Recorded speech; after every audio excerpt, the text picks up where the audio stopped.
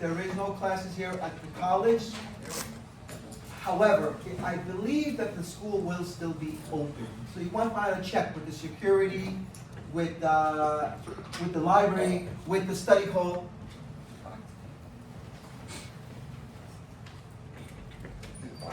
Oh,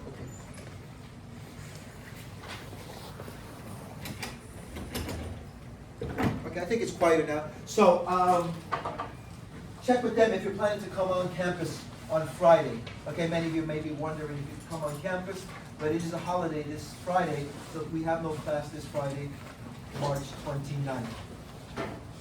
Okay, and the last thing about our next quiz. Quiz 2 is scheduled for next Monday, April 1st, and that will include everything from lectures 6 to 11. So now we're going to continue with lecture 11 and pick up where we left off with the organelles and start with one of the main organelles of the cell called the nucleus. In fact, the largest, in most cases, the largest organelle of the cell. Okay? So any questions about these announcements? So let's pick up where we left off. And one other part that we saw of the cytoplasm of a cell are these structures that we have in the cell, each with a particular function called the organelles. They're called the organelles because scientists, when they first discovered these, they found that each one had a little tiny structure that each had its own little specific function, just like organs in the body. And each of these organelles has a specific function for the cell as well. So that's what we're going to look at now. And let's start with this first organelle, the largest organelle of the cell called the nucleus. Okay, now we've seen this in lecture and lab class, but that's okay.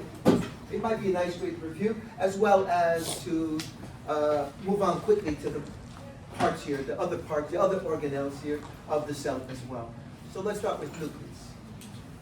Okay, so a couple of things, or a few important things here about the nucleus. The first thing is that if you look at the nucleus, okay, the nucleus is, if not the main part, it is the part that governs. It governs the cell's activities, right? It governs the cell's activities, right? So it's kind of like the brain of the cell, right? It governs the activities of the cell. Now, one important thing that we see here within the nucleus, now let's make the nucleus larger with another view. And right here, if you look at the nucleus taken out of the cell, you see that inside the nucleus we have this material, a substance in the nucleus we call the nucleoplasm. Rhymes with the word cytoplasm. And you've already learned that cytoplasm means substance within the cell. But now more specifically, the substance that we have within the nucleus is called nucleoplasm. Okay? Now if you look at the nucleoplasm, what does it consist of? Those of you just come in, make sure that you get your initial sign for today's date. The sign-in sheet is going around. Okay, so you see right there that in the nucleus, right, we have the nucleoplasm. And what does that consist of mainly? It consists of the chromatin, which is that fine thread-like material. Let's see if I can make that even larger. And right there you see like a fine thread-like material. That fine thread-like material that's in the nucleus is called, now let's go back to the previous diagram, is called chromatin. Chromatin. Okay.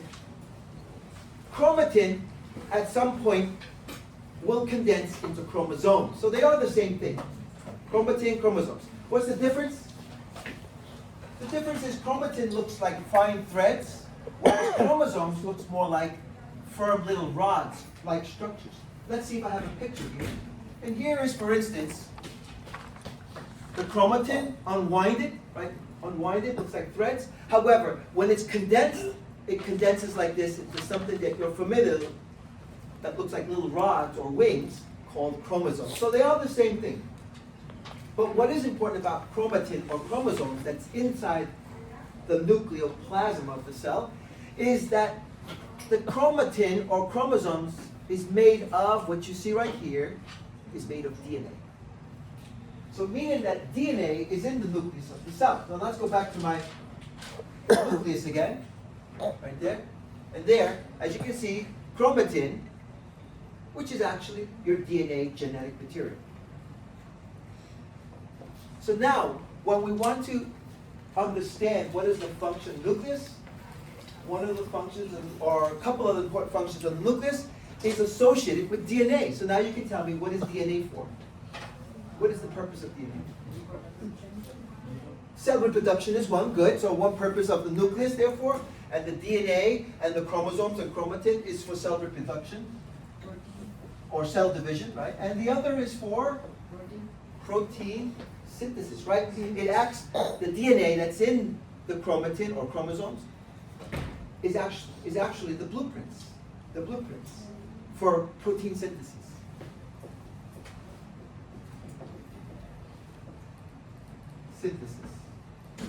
So there's actually these two main roles that the nucleus has because of the DNA that is found in the nucleus, right? Okay? All right, questions up to there.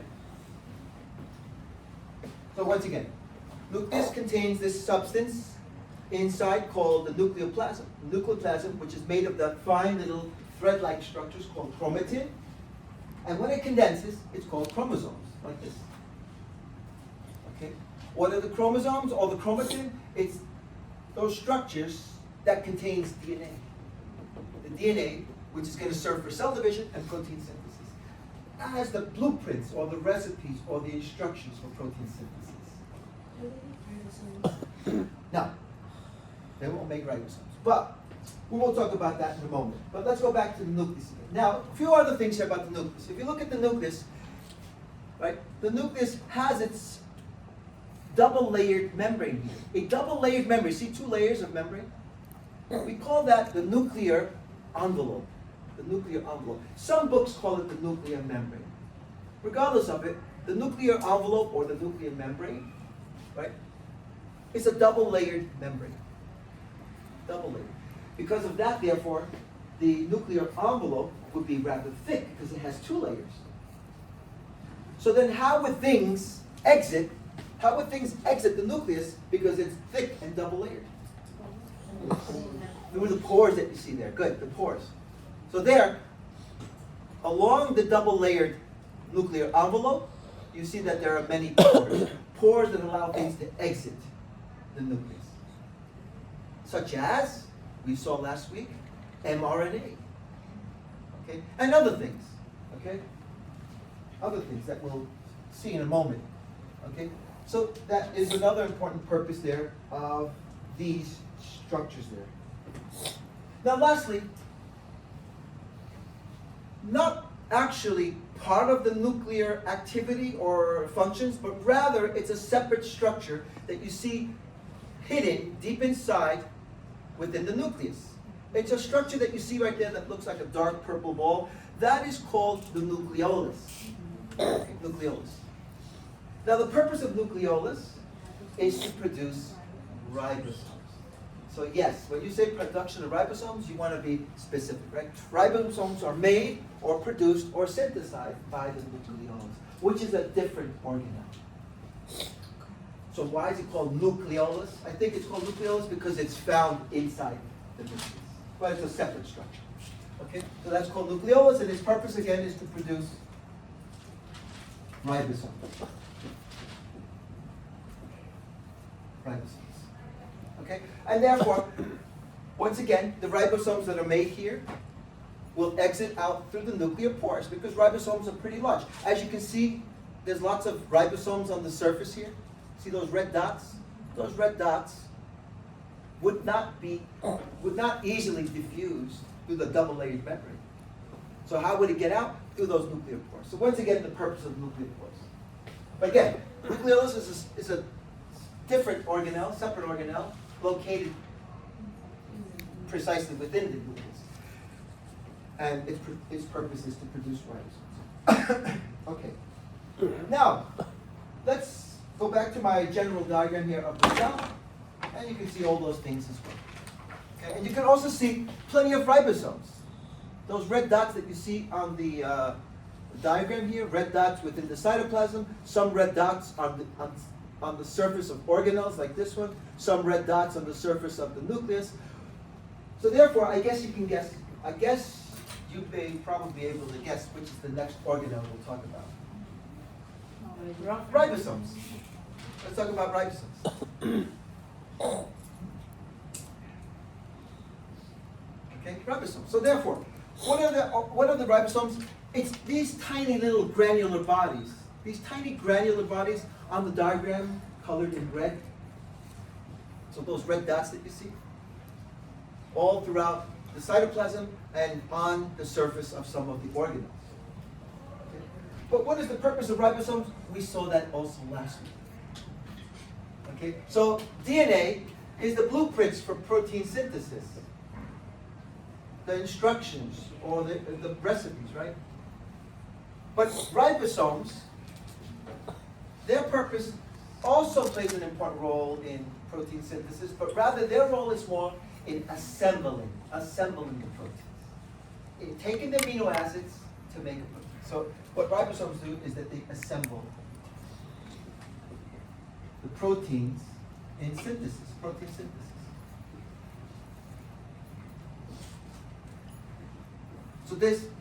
So these ribosomes actually have a more direct role with putting together the proteins. Okay, we explained that kind of like a chef has recipes, but then you need the instruments and the hands to make a certain dish. Same thing here. The ribosomes are the structures that are now going to put together the amino acids to make a protein. Okay, so there we have, as you can see, some important things here involved in protein synthesis. And why protein synthesis is so important? We saw last week, because proteins are important for structure, as enzymes, proteins are important for communication, messengers, and also for connecting cells together. So many purposes, and that's why proteins are so special and important. Whereas carbohydrates are more important just for energy, and fats are important for like hormones and a few other things. But proteins, ultimately, one of the most important nutrients and molecules that our body needs. Okay, questions about, so far, some of these organelles or structures? Okay, so let's see. Who can guess what is the next organelle that we'll talk about? Endoplasmic reticulum. Good, the endoplasmic reticulum. Endoplasmic reticulum. Now, what is the endoplasmic reticulum? It's a system of tubules. A system of tubules, right? You can see right here a system of tubules colored in blue. All of this, all of these. A system of these membranous tubules that have its own membrane. Okay, and we see if we can make this larger. Okay, right there you can see a system of membranous tubules called the endoplasmic reticulum. However, there are two different types of endoplasmic reticulum. Two different types. Number one, you see one that looks like spotted like this? No. That is the rough endoplasmic reticulum. Very good. Abbreviated RER for rough. RER. This is the rough one. Now, why is it rough? Why does it look rough? It has ribosomes on it. Because it has ribosomes. See the ribosomes on the surface? Makes it look rough. Okay? Rough. Like when Brad Pitt has a shave for a few days, and you can see his roughness of his face, right? Out of a movie set. Okay? Anyway, the rough endoplasmic reticulum, this is the one that has the ribosomes. Again, abbreviated RER. Now, the rough endoplasmic reticulum, because it has ribosomes on its surface, will therefore have what role? Anybody can guess what role is it associated with? Modifies protein synthesis. With protein synthesis, right? It will have some role associated with protein synthesis. To be more specific, what it will do is that it will further modify the proteins that are made. It modifies the proteins that are made by the ribosomes, right? And that makes sense because the ribosomes are on the surface of it, right? So it modifies the proteins that are being made. Okay? So that's the rough endoplasmic reticulum. Okay? The rough endoplasmic reticulum, by the way, if you look closely, for instance, right here, and here, and a few other places, you can see that it almost seems like it's continuous or connected to the nuclear envelope. Look at this example right there. See how it seems like it's continuous and connected to the nuclear envelope. So the rough one is generally going to be connected in some way, like a hose connected into a hole that has a water line coming out of the wall of a building. Okay? While the other endoplasmic reticulum, number 2, is the smooth endoplasmic reticulum, the SER. Okay? This is the smooth one. The smooth ER. And I guess you can see here an example of smooth endoplasmic reticulum. If I go back to the previous diagram, right there, you can see the sample here near the bottom. Smooth, okay? So now let's go make that larger again. Okay? And smooth because it doesn't have ribosomes. See how it's smooth? Without ribosomes on its surface. That's what makes it look smooth. So therefore, would the smooth endoplasmic reticulum have some role to do with proteins? No, but rather with lipid synthesis. And also with what your classmate is saying. Ugin? Correct? With detoxification. So the smooth endoplasmic reticulum actually has 2 roles. One is lipid synthesis.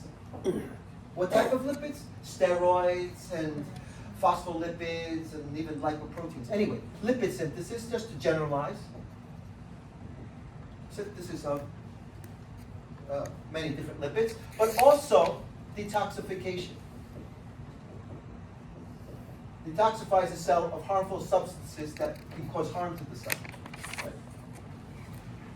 Although, we have a few other things also involved in protecting the cell by detoxifying.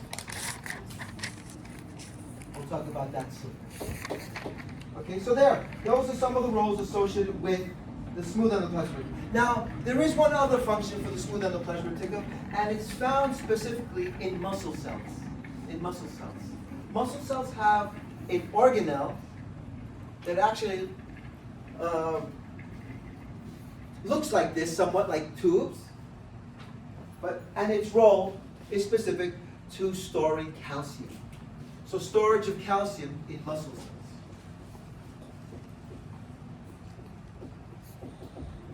Storage of calcium. In most cells, it really won't play an important role in storage, but if it were a muscle cell, the smooth endoplasmic reticulum would actually be storing a lot of calcium as well. And by the way, you'll learn about the name of that structure.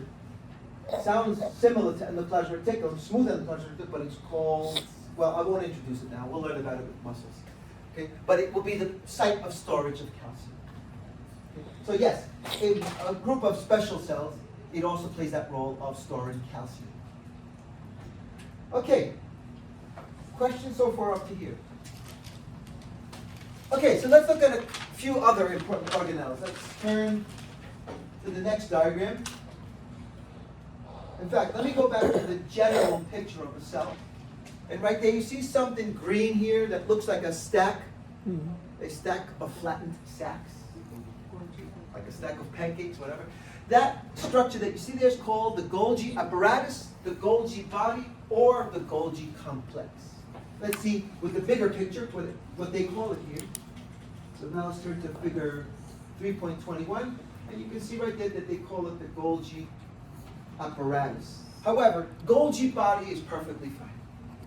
Golgi body. So this is the Golgi body, or sometimes even called the Golgi complex. So if you look at it closely, it looks sort of like a stack of these flattened sacks. Okay? A stack of these flattened sacks. But more important is what they do. So they do several things. One important thing that they will do is that the proteins that are being made by the cell, right, the proteins being made, will go into the Golgi body and then be further modified, sorted out, and then packaged. So I'm going to put Golgi body. And also, please, by the way, practice the spelling Golgi. It's not Goldie. Some student wants us to put Goldie. I didn't know the cells had gold. But it's called Golgi body. Right? named after Professore Golgi. Well, he died already a long time. Anyway, a Golgi body, what it does is it further modifies, sorts out, and packages the proteins. Okay? Okay, so there is a few things that it does. In addition, how does it package the proteins? You see some things that are somewhat breaking off, right? Break off, they break off of the Golgi body like these, like this one, like that. They break off like bubbles break off of the Golgi body. Those bubbles will become one of two things. So it packages the proteins into these sac-like structures we call either secretory vesicles, which will release proteins out of the cell. Here's an example of a secretory vesicle. This one, well, actually, that's not the best example. Although you might consider it a secretory vesicle, as you can see right there, how it's releasing things out of the cell. Actually, this one's bringing in. Here's a better example. This is a great example of a secretory vesicle. So there you see a sac forming from the Golgi body. It breaks off, and then it carries proteins that come to the surface of the cell and release it out. Proteins that go out of the cell and then start to circulate throughout the body to go to important places where the proteins are needed. Those are secretory vessels. The word secretory or secrete means to release out. So these secretory vessels release proteins out. Release proteins out of the cell.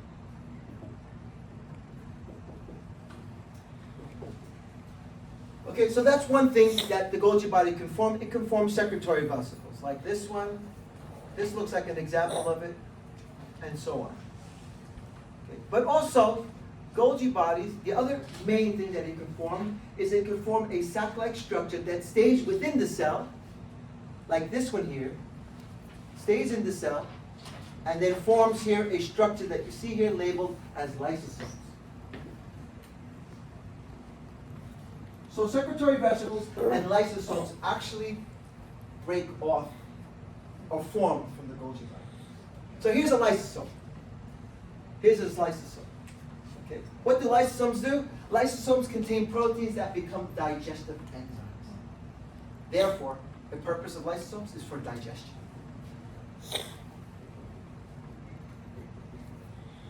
For digestion. Digestion of unwanted things, right? Unwanted things that are in the cell, old organelles, particles and material not needed by the cell any further.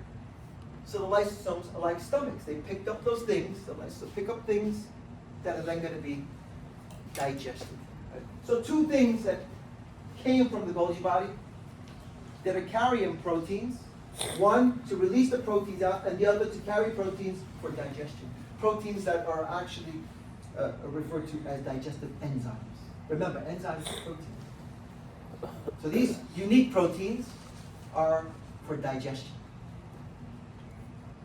Okay, questions about the Golgi body or these structures that came from Golgi body? So we can say Golgi body makes the lysosome? Yeah, it makes the lysosome. So you see here how it breaks off, and then that is going to incorporate into another bubble-like structure that becomes a lysosome. Okay. Do we have other lysosome examples? I'm sure we do with the other pictures. And there I can see an example of a lysosome right there. And we know what they are, just the Probably. Golgi body made them. Yeah, the Golgi body makes Makes them. So a lot of these bubbles, see a lot of these bubbles that are breaking off the Golgi body? A lot of them will become secretory vesicles, and some will also become lysosomes like that one, that one, that one, and so on. Yeah. So the secretory vesicles are also made by the Golgi body? Yes. All right. So both of these things, as it breaks, like you playing with clay and you break off a little piece. That little piece you'll use it for something else, or you break off a little piece from it, right? So it's the Golgi body that makes these other important structures. So proteins are packaged, right? The Golgi body packages the proteins into these two things, 1 and 2. So we could say these are also organelles that came from the Golgi body. Okay. All right, let's move on to some other organelles. talked about ribosomes already. Here, once again, the Golgi body or apparatus. And here, let's go to this one next, the mitochondria. The mitochondrion or mitochondria. Mitochondria is plural, mitochondrion is singular. So this is an example of a mitochondrion. If I had many, which you can see here, there are many here on the cell, it would be mitochondria. Anyway, mitochondria or mitochondrion, these organelles are considered to function as the powerhouse for the cell. What does that mean? It will provide the power for the cell to work in the form of ATP, right? Produces the energy in the form of ATP, so produces ATP synthesis. Okay, so that would be the main purpose of the mitochondria.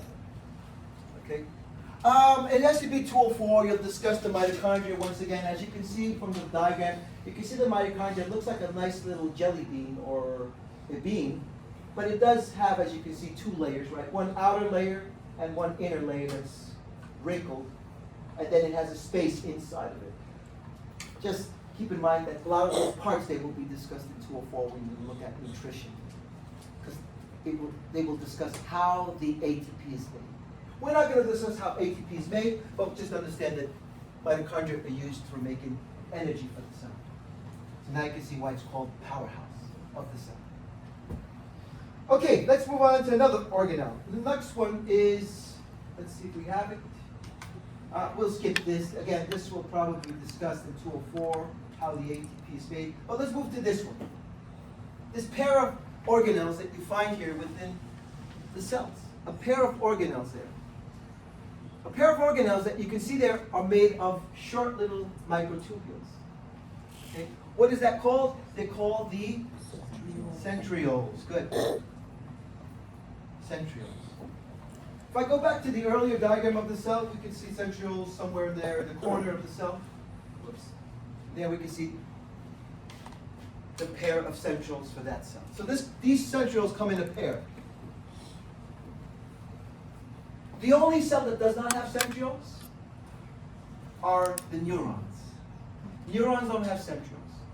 But every other cell will have these pair of centrioles that you see on the figure. So let's make these centrioles bigger. Go back to the other diagram. Oops. Right there. And you can see there the centrioles is made of the centriole structure. The centriole structure is made of little short microtubules. Okay. But what's more important is what these centrioles do. And they play an important role in forming the spindles during cell division. They form spindles during cell division. Form the mitotic spindles, to be more specific. Mitotic. Mitotic refers to mitosis, the process of cell division. So mitotic spindles during cell division.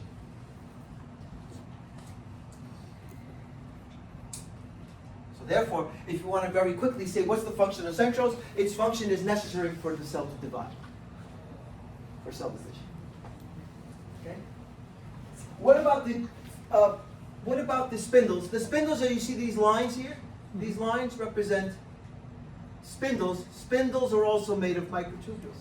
So in a moment we're going to look at several things that microtubules can be used for, besides the cytoskeleton. But several things that the microtubules can also do. Anyway, that will be the importance of the centrioles. Now, that would somewhat clarify the reason why neurons cannot divide, because they lack centrioles. Cells without centrioles would not be able to divide because of the function that they have, right? The function that they have is for cell division. So therefore, any cell that doesn't have centrioles, the best example are the neurons of your nervous system. Therefore, would not be able to divide. And that is the importance why you should take care of your neurons. Right? Because once they die and they're lost, they're gone forever. They're gone for good. They're not replaced. Whereas all other cells can divide and make new ones. Okay, so that would be some important things there with the centrioles. So again, all cells have them except for neurons. Okay, any questions? Centrosome and centrosome. Centrosome? Centrosome is just that whole area there, the area there, the area there where the centrioles are found. So that small little spot or area that contains the centrioles would be called centrosome. But we did not mention that, so don't worry about mentioning the word centrosome. It's just for you to understand what that means. It's not necessary for you to take notes for that. What is important is centrioles. Okay, so I think we have one more organelle. One more organelle. Let's see if I can find a picture. I don't think there's a big picture for that last organelle, but there is in the chart here, in the chart at the end of this chapter, right, table 3.21, and there's an organelle that you see there called peroxisome.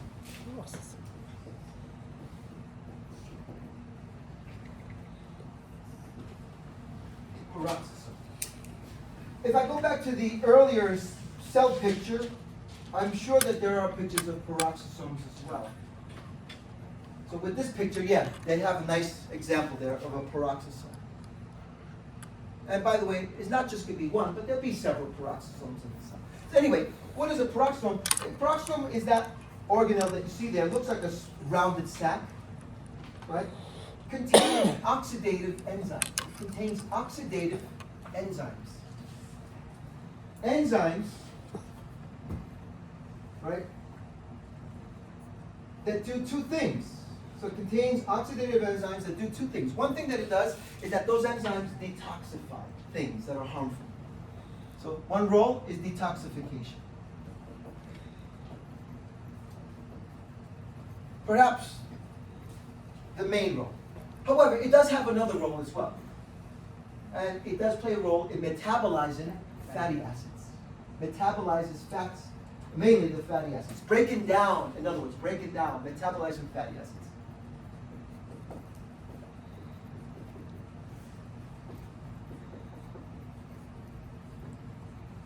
Okay? So yeah, peroxisomes act like your detox clinic, detox center, like the liver, but also can break down lipids, right? Like the liver of your body. The liver is important in breaking down fats. So here, in this case, the peroxisomes are kind of like small little livers found, or liver of the cell. Detoxification and metabolized fatty acids. By the way, the liver is important in detoxifying, that if you overdo it with too much alcohol for years and years, your liver starts to suffer from overworking, and it suffers a problem called fatty liver. The fatty liver or cirrhosis, and you start to have problems with the liver. So that's why it's important not to overdo it with too much alcohol for too long, which would not be a problem in most people, but it is in alcoholics.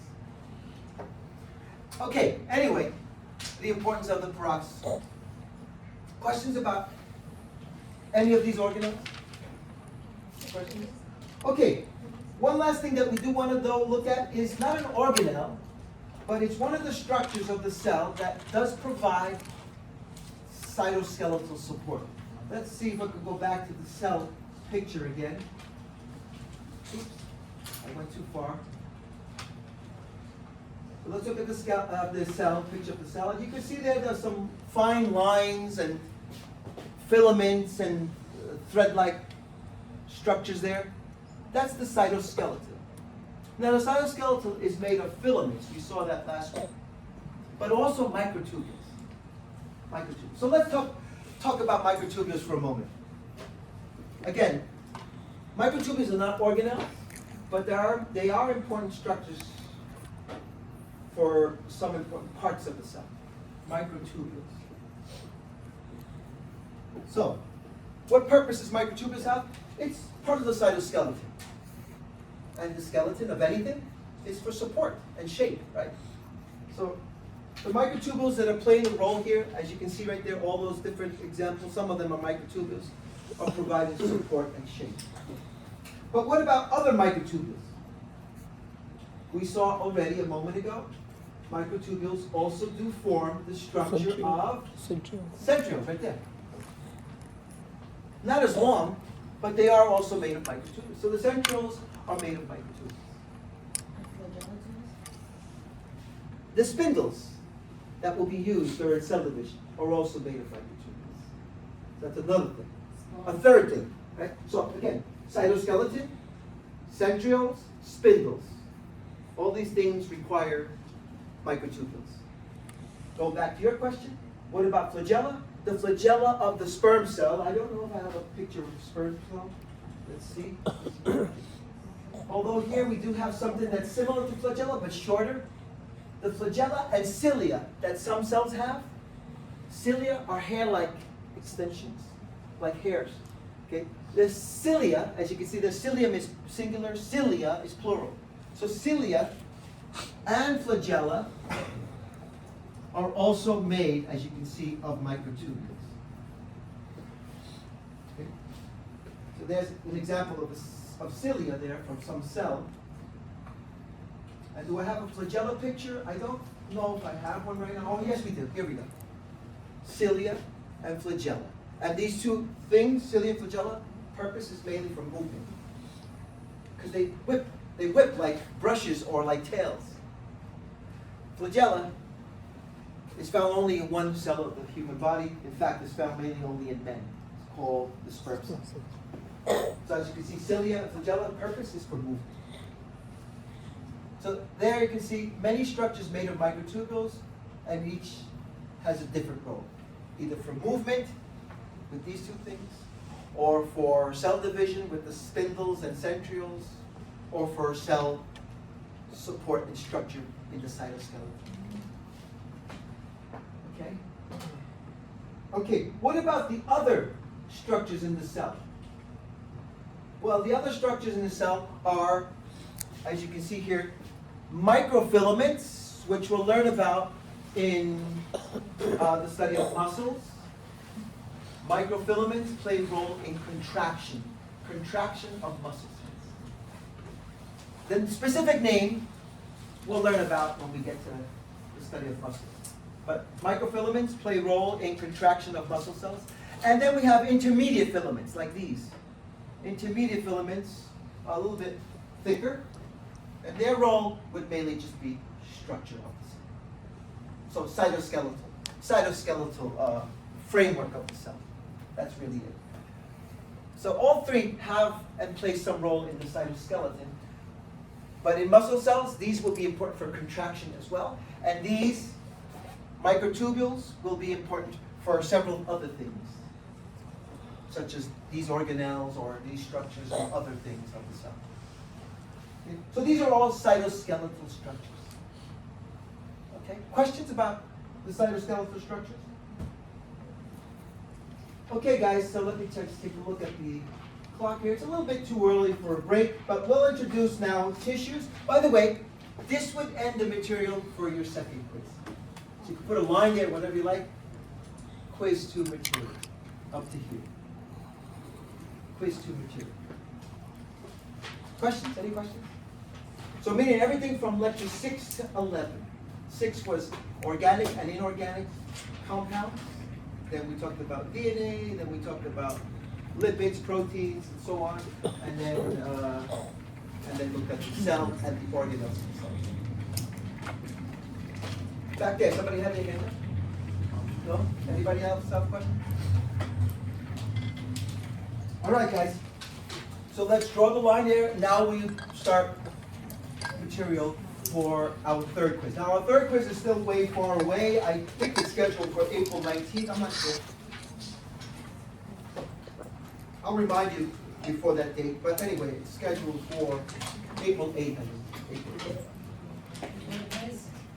The third quiz. Anyhow, let us introduce it and then we'll take a break soon. But the next topic here, beginning of material for quiz 3. Yeah, I mean, it's not even 2 o'clock. We'll take a break around 2. Okay? No, not for the class. I mean, the time frame of the quiz. There's one April 1st and one the 8th.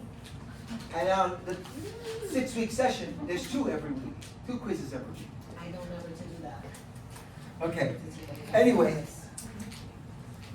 today we're gonna also introduce tissues. So this is new topic material for quiz 3. We'll talk about tissues and also classify tissues. Most of you should already know most of this, most of this, because it was discussed in lab class. So a lot of it will be kind of a nice review. Anyway, if you still don't remember or not quite sure, this will be an opportunity to reinforce what we discussed about tissues in lab. However, let's start here with the definition of what is a tissue. And some of you made that mistake, once again, after I pointed it out clearly many times.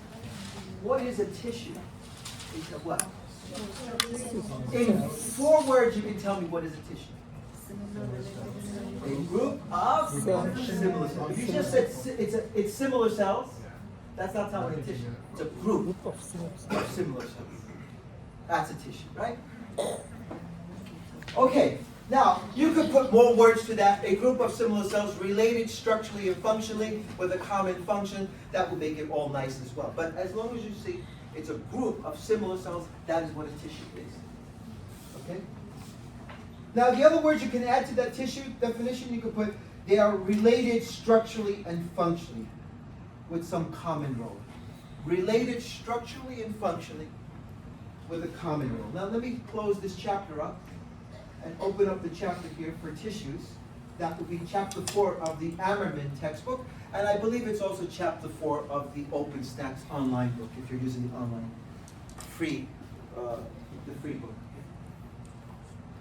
So there, here's an example of a tissue. As you can see, it must be a tissue because you see a lot of, or a group of cells that look similar, right? This one and that one and that one, a group of similar cells.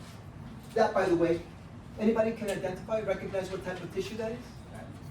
Fatty tissue, also called adipose tissue. Okay. By the way, as we're discussing tissues, this might be a nice time also to look at what is an organ. What is an organ now? Structure and substance. A structure, right? A structure with a recognizable shape. Like if you see a structure that looks like a strawberry, you say, hey, I recognize that looks like the heart. Of course, much bigger than a strawberry, but that has somewhat this shape, right? That would be the heart. Or the kidneys has a bean shape. Or the stomach has a shape like a bagpipe that they play on parades. Anyway, most organs have some recognizable shape and size. But an organ, what is an organ? It's a group of 2 or more different tissues. So it's kind of nice time also to very quickly use the word tissue again in another term, in the term organ. So an organ is a structure with 2 or more different types of tissues.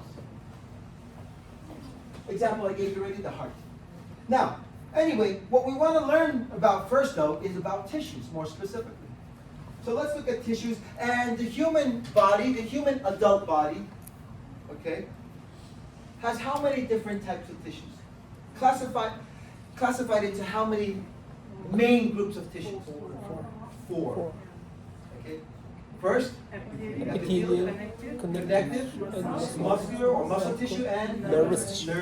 Those are the 4 main tissues of the human adult body. Why I say adult? There is one other tissue before birth, during embryonic lifetime, with the word mesenchyme, that gives rise to your connective tissue. But that one no longer exists after you're born. Like, it's gone by the time you're born.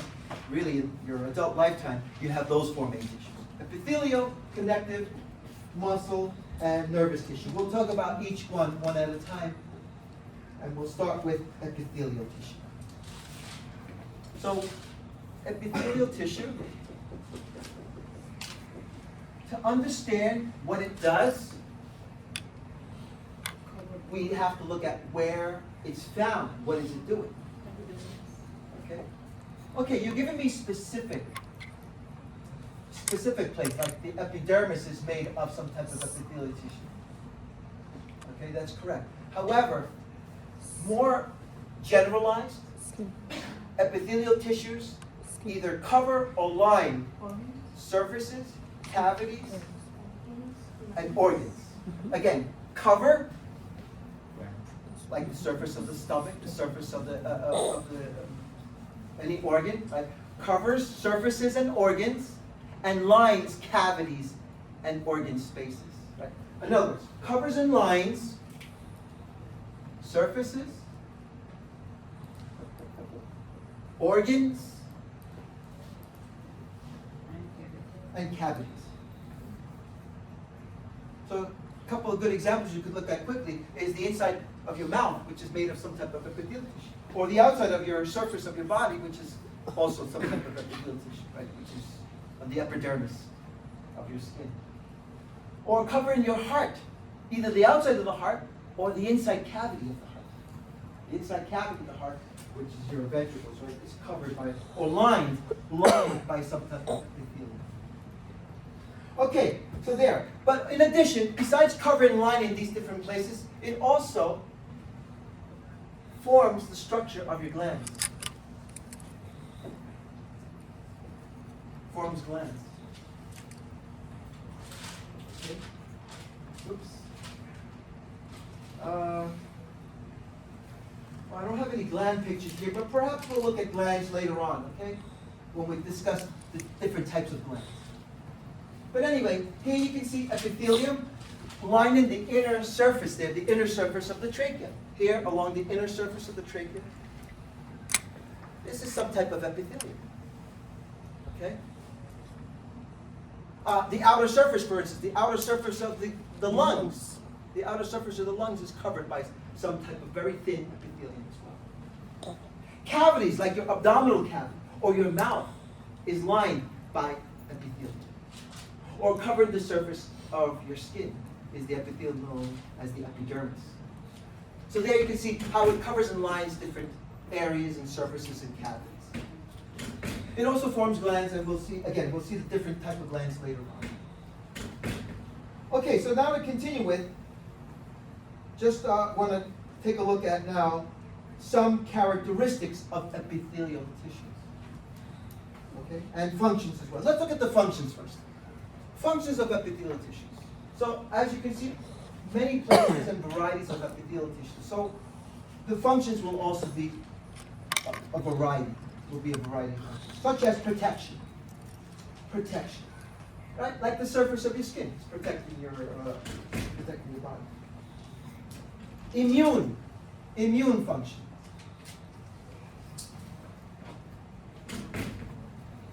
Okay. Immune means also for defensive mechanisms, right? Immune. Secretion, right? Glands secrete things, right? Like salivary glands or sweat glands. So yes, secretion. Secretion means, again, to release some type of substance or product. Transport.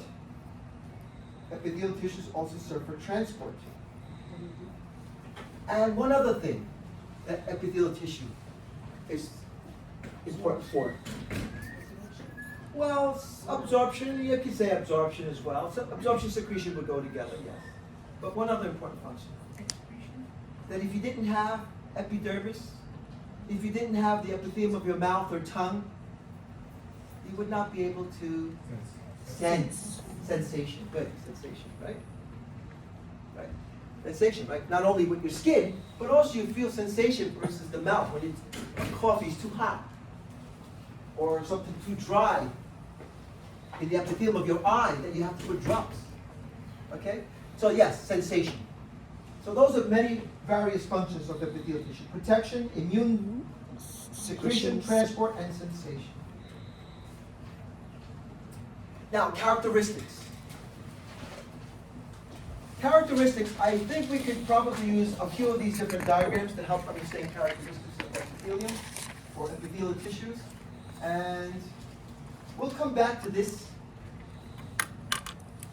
soon. But let's go to this diagram. And there's an example of epithelium. And one thing that you can appreciate from this diagram is that the cells are tightly packed together. In epithelial tissues, the epithelial cells are tightly packed. Here you can see they're tightly packed together like tiles on the floor or bricks on a wall. Okay? Because the cells are tightly packed together, then you would expect this to have very little extracellular matrix. There's hardly any extracellular material here because the cells have taken up all the space, have tightly packed. So this is one tissue that has very little extracellular matrix. Very little. ECM, extracellular matrix. What else? Some other things. You can see here that the cells are going to be joined tightly by different types of junctions. The cells are tightly joined. The cells are tightly packed by these things called cell junctions. Now there you can see a few examples of cell junctions, these and these. But on this next diagram, which we'll look at later on, we can see here that we do have 3 different varieties of cell junctions. 3 different varieties. So these are all cell junctions that pack the cells nicely together. In the event of using bricks, the cell junction will be like the cement that you put in between bricks or whatever, right? But anyway, cell junctions we'll discuss later on. Okay? Another important function of, or characteristic of epithelial tissue is that if we look at this diagram, this is nice and helps you to see that, is that you do find blood vessels deep in other tissues, but you don't find any blood vessels in the epithelium. So epithelial tissue is avascular. Avascular, meaning without blood vessel supply. See, now some of you may be saying, what about these? But that's in a different tissue. That's in the connective tissue, deeper. In the epithelial tissue, there are no blood vessels. So it lacks blood vessels, lacks blood vessel supply, therefore it's avascular. So then how does it get nutrients? The nutrients just will be shared between the cells through diffusion. Right? Okay. One other important characteristic worth mentioning here for epithelial tissues is that epithelial tissues will have 2 different sides, 2 surfaces, right? A free surface that you see here at the top, called the apical surface. So it has 2 sides. A free surface, called apical, and the other surface, which is bound to other tissues, right, called the basal surface. So we have an apical surface and a basal surface. On the example, for instance, on your skin, the epidermis of the skin, the apical surface will be the outer surface that you can touch and scratch and feel and look at. The basal surface is deeper underneath, on the other side. So you wouldn't be able to see it unless you cut yourself. If you do cut yourself, you can lift it up and look at the basal surface, but you're going to bleed. You don't want to bleed. Because you probably will have to cut right through all of your skin. Not just epidermis, but also other. Anyway, you get the point by looking at this diagram. The basal surface and the apical surface. So this is one type of tissue that has 2 different sides. Whereas other tissues, connective, muscular, really, it doesn't have a free surface. Most of the surfaces will be covered or bound by some other tissue. Okay, for classification of epithelial tissues, for classifying epithelial tissues, we will use 2 different criteria, 2 different things when classifying epithelial tissues. And then when you come back later on, we'll talk about the different types of epithelial tissues. But the 2 things that we use, the 2 criteria used for classifying epithelial tissues is first, the number of cell layers, okay, which is 2 different types, either simple, when it has a single layer of cells, or stratified, when it has multiple layers of cells. So simple has only a single layer of epithelial cells. Stratified, multiple layers of epithelial cells. Okay? So that's the first thing. The other criteria, figure B, or letter B, would be the shape of the majority of the cells. The shape of the majority. Why majority? As you can see, for instance, here, you see that there are some cells that look square, some cells that look round, but the majority are flattened like cells. So, because they mostly look flat, we will call them squamous type of epithelial. Squamous means flat like scales. Squamous. Another main shape of epithelial cells are cuboidal, like cubes. And third, the columnar cells. Those are the three main shapes of most epithelial cells: squamous, cuboidal, or columnar. So those two criteria always go together when identifying an epithelium. Just like a person has a first name and a last name. When you go to a line, when you buy tickets or whatever, you register for class, you don't just give your first name, you give your last name. So same thing here. You give both of these things. First, is it simple or squamous? And then second, the shape of most of its cells. So take, for instance, simple squamous epithelium, stratified squamous epithelium. Right? And then we have the others as well. Simple cuboidal epithelium, stratified columnar epithelium, etc., etc.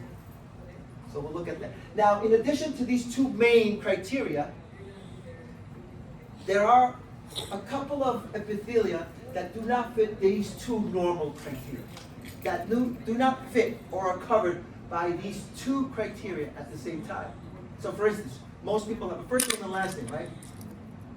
John Miller, Mary Stein, whatever. Okay, Michael Lopez, etc., etc.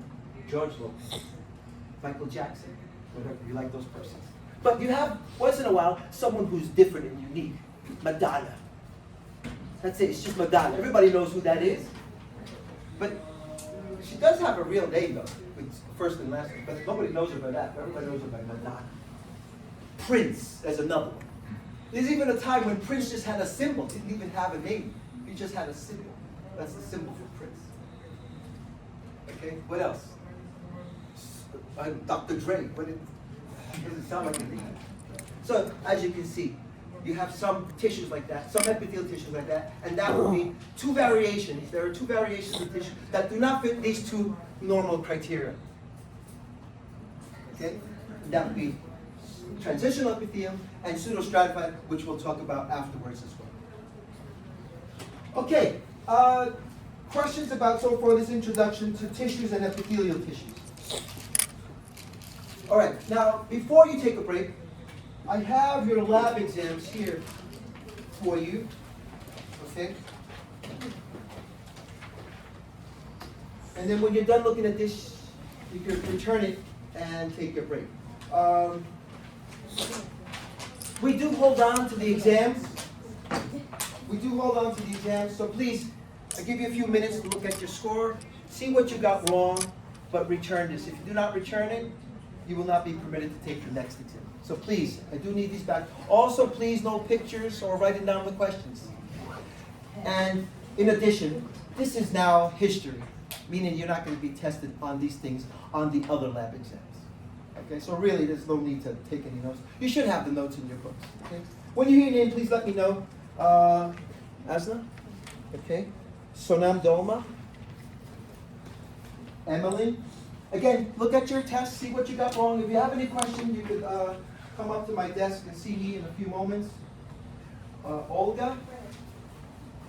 Just to save you some time, guys, if you can come up to closer to me. Kristen? Olu Soyin? Ugin? Ivana? Deborah? Tia Mitchell?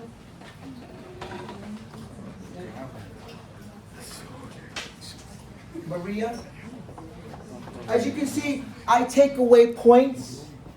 So this way it makes it easier. I just subtract. If you got one question wrong, that was 1 point, minus 1 if you got it wrong. So therefore, at the end, I add up all the points that you got wrong. Let's say you lost 10 points. That's minus 10 out of 50. That would be 40 out of 50 in total that you earned. That would give you an 80%. Christopher?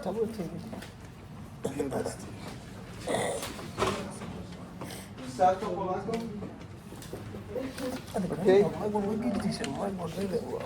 Once you're done, when you're done looking at your test, please just put it here on top of the desk.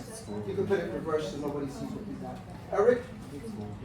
Tenzin Rafka? Mira? Nisha? Stephanie? Could you please give this to Miguel? Okay, this first. Karina? Siri? Bawangsan Zita? Okay, anybody else did not get back their short? Okay, guys, look at your point. And additional, question 23. I gave everyone credit for the question, meaning nobody got that one wrong. Well, regardless if you put whatever answer you put or you left it blank, everybody got credit for question 23. However, if you did get the correct answer, I gave you +1, like an extra point. That was because of the print error there, where it says millimeters, which is an M, and centimeters, which is CM. Okay? So that was kind of a freebie for the whole class, but an extra point if you got that right. Pia and Ivana? Okay, when you're done, you can return your exams. We collect those, I'll hold on to it. Anytime that you want to see throughout the semester, I'd like to look at my exam again. You can always request and I'll set up an office hour that you can meet. Okay? Once you return your exam, take a break and be back. Be back at 2:15. I'm giving you a few extra minutes to look at your test book. Be back at 2:15. We'll continue with class 2:15. 2:15.